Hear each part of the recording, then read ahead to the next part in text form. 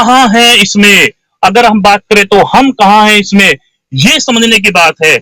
हम इस बात को लेकर बार बार यही सवाल करते हैं कि जब सहारा प्रबंधन अपने 15,700 करोड़ को 25,000 करोड़ रुपए बता सकता है, तो फिर हमारा 84,000 करोड़ रुपए क्यों नहीं 4 लाख, क्यों नहीं 5 लाख, क्यों नहीं 6 लाख हो जा रहा है, और हमें 10,000 रुपए की बात की जा रही है, और जबकि वो 10,000 रुपए भी नहीं दिए जा रहा है। तो आपकी रिक्वेस्ट है कि जो भी सहारा प्रबंधन के आरोप लगाना है, सरकार के आरोप लगाना है, किसी पे भी आरोप लगाना है, तो ब्याज सहित पैसों की बात कीजिएगा सर।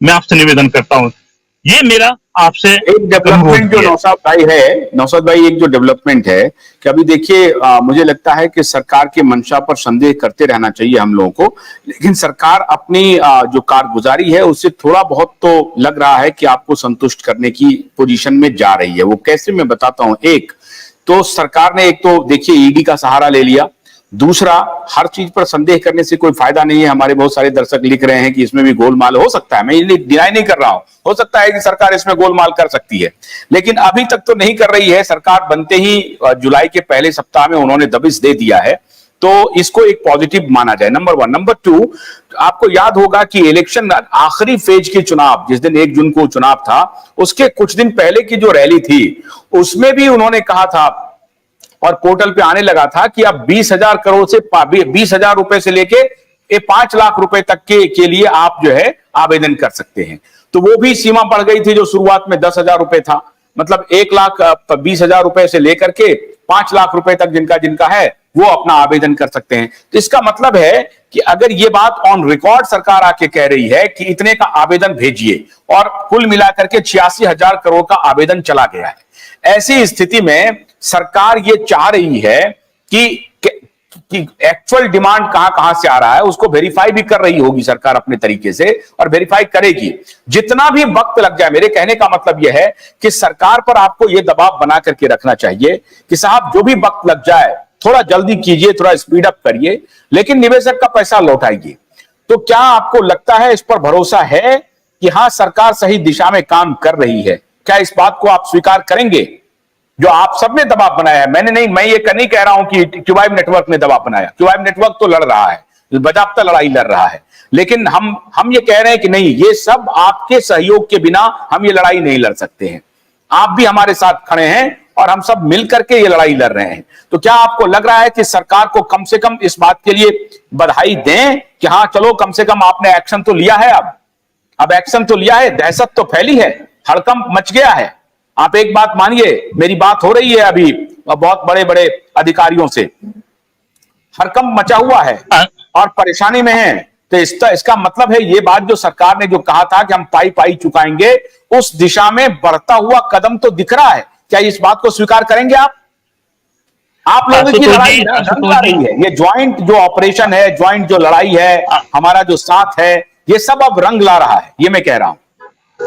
आशुतोष जी, दो चीज होती है, मैं आपको बता दूं, क्योंकि राजनीतिक पार्टी और नेता अलग चीज है, और जो संवैधानिक संस्थाएं हैं वो अपनी जगह रहेगी, राजनीतिक नेता बदलते रहेंगे। मैं आपको बता देता हूं कि जो हमारे माननीय अमित शाह जी ने जिस तरह पब्लिक की 3 बार 4 बार चुनावी मैदान में आके मंच पर कई बार कहा है कि एक एक जमाकर्ता का वापस पैसा दिलवाएंगे। यहाँ कहे कि 29 मार्च 2023 को जो माननीय सुप्रीम कोर्ट का ऑर्डर आया था, तो 31 मार्च को आपका हरिद्वार के अंदर एक समिति का ही प्रोग्राम था गुरुकुल में।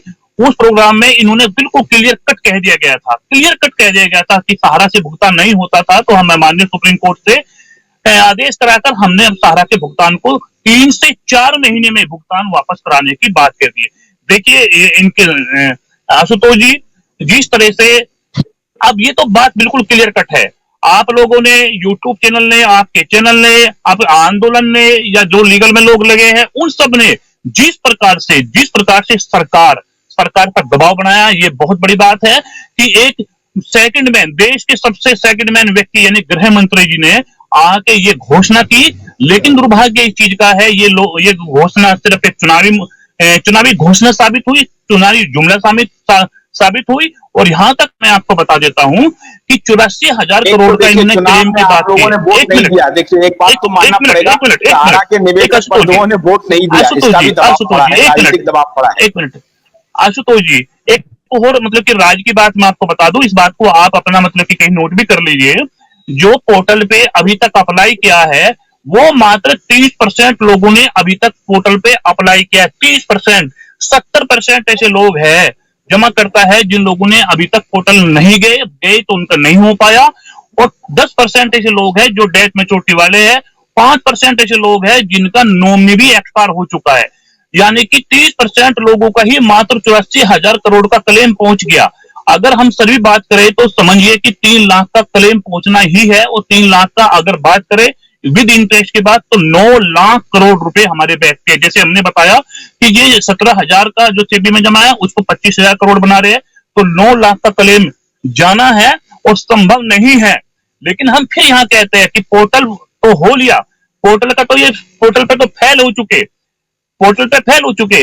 और ये जो रेड मारी है, जो ईडी की रेड मारी, अच्छी बात है, बहुत अच्छी बात है।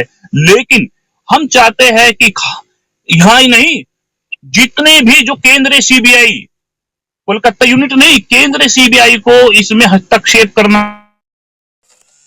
गन्ने की कड़ी बुनियाद, जिसे मराठी में खुडक्या और कुछ उत्तर भारत के क्षेत्रों में खुटकी भी कहा जाता है, उसे केवल भोलानाथ का 2-in-1 बैटरी ऑपरेटेड हार्वेस्टर कम ब्रश कटर आसानी से और बिना रुकावट के काट सकता है।